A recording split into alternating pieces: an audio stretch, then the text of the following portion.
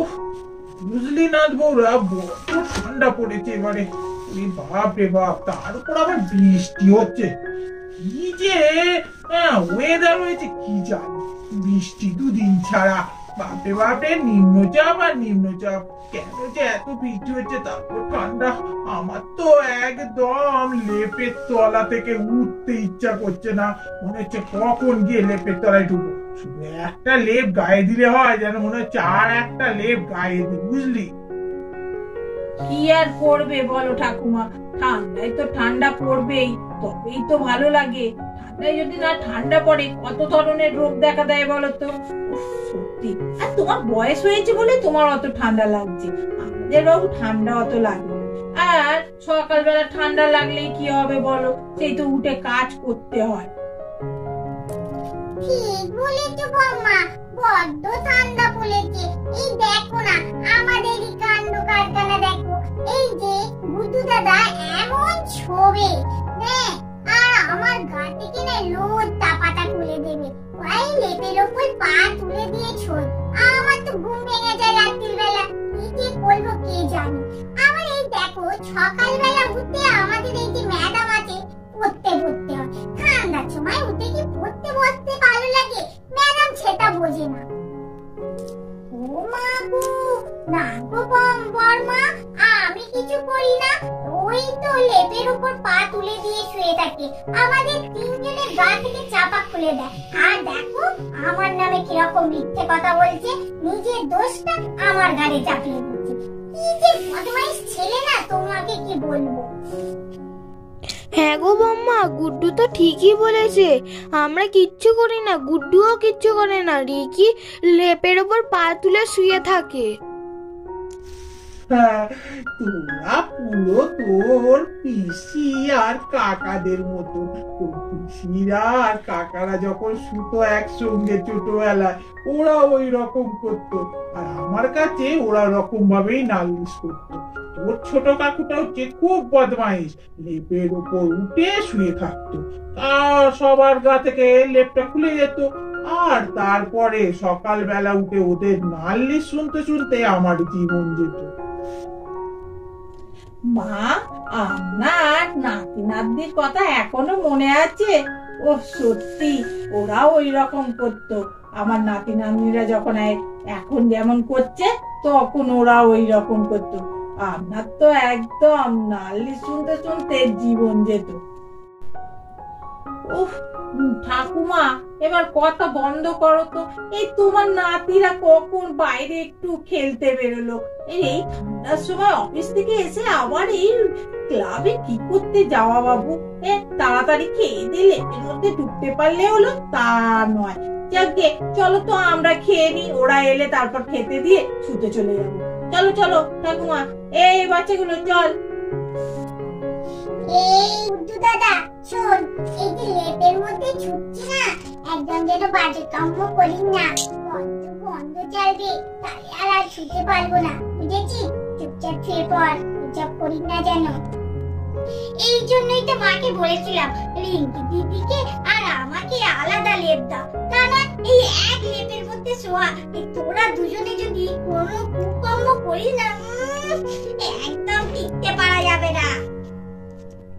এই আর কথা বলিস না তো, চুপচাপ ঘুমো, কালকে তো আবার ম্যাম পড়াতে আসবে।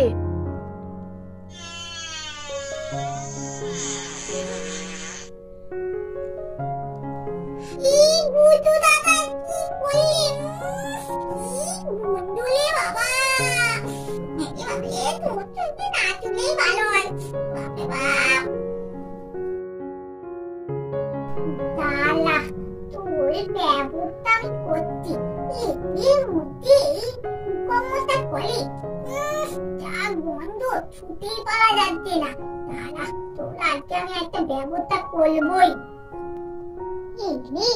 এবার সবাই ঘুমিয়ে বলেছে, এবার দাঁড়া বুদ্ধু দাদার ব্যবস্থা করতে। দাই বাবা, ওর দাদাটা একটা লুচি করে দিই।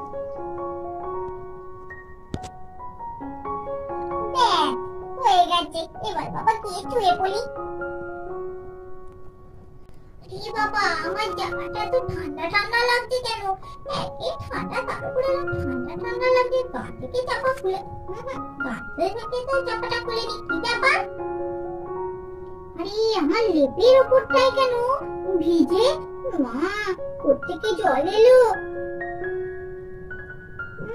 কেমন একটা গন্ধ ছাড়ছে। জলের গন্ধ তো এরকম হবে না।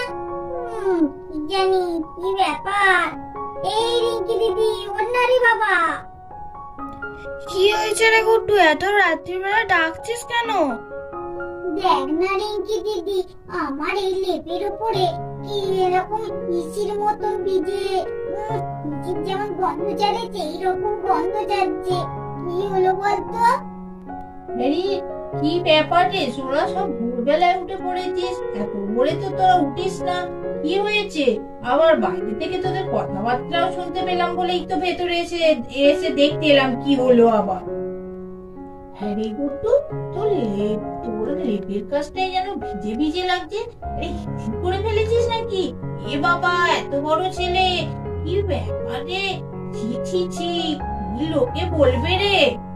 যে মা, আমি হিসি করিনি গো। দেখো না আমার প্যান্ট তো শুকনো, আর দেখো আমার জায়গাটা ভিজে। আমি হিসি করতে পারি বলো? এত বড় ছেলে হয়ে গেছি, আমার কি লজ্জা পায় না?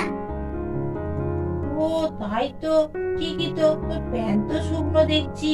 আর হ্যাঁ রে, তোরা সবাই উঠে পড়েছিস, রিক কেন ওঠেনি? রিককে ডাকতো। রে রিক, রিক শুনছিস? এই উঠবি তো? এই রিক, রিক, এই রিক, ওঠ না।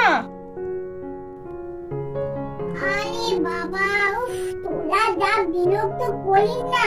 তো ভোর বেলায় তোরা ডাকছিস, কি দরকার বলতো? কি হইতে বল? এই তোর প্যান্ট ভিজে কেন? আর আমার লেপটা ভিজে, আর তোর প্যান্ট ভিজে, তার মানে তুই আমার জায়গায় এসে হিসি করেছিস না? এই দেখো যে মা, চোর ধরা পড়েছে। তোকে তোমার ছেলে দেখো। হ্যাঁ রে, তুই এইরকম বাজে ছেলে, তুই দাদার জায়গায় এসে হিসি করে গেলি। ছি ছি ছি ছি ছি, তুই হিসি করলি আর গুড্ডু দাদার নামে দোষ দিবি ভেবেছিস? কি কারণে রে এইরকম কাজ করলি?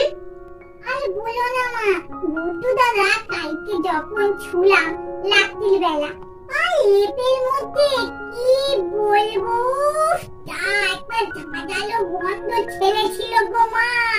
কি গন্ধ, কি গন্ধ, আমরা তো কতক্ষণ ঘুমোতেই পারিনি। তারপরে যখন ঘুমোলাম, তারপরে তো আমার এই মাথায় এই বুদ্ধিটাই এলো যে এইটাই করবো। এই জন্যই তো গুড্ডু দাদা লেপের ওপরে এসে ইচি করে দিচ্ছি।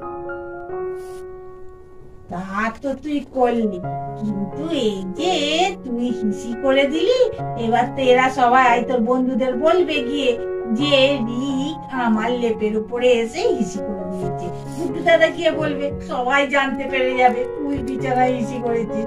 ছি ছি ছি ছি, আর কোনোদিন করবি না কিন্তু এই কাজ, বুঝেছিস? হ্যাঁ, আর আমার তো কাজ বাড়ালি। হ্যাঁ, রোদে দিতে হবে এই লেপকে। কি বদমাইশ ছেলে। ভিডিওটা এখানেই শেষ করছি। আমাদের চ্যানেলটা বেশি করে দেখবে, সাবস্ক্রাইব করবে, শেয়ার করবে, লাইক করবে, আর কমেন্ট করে জানাবে এই যে আজকে আমি এরকম যুদ্ধবিটা করলাম, তোমাদের কেমন লাগলো। ঠিক আছে, এখানেই শেষ করছি। টাটা।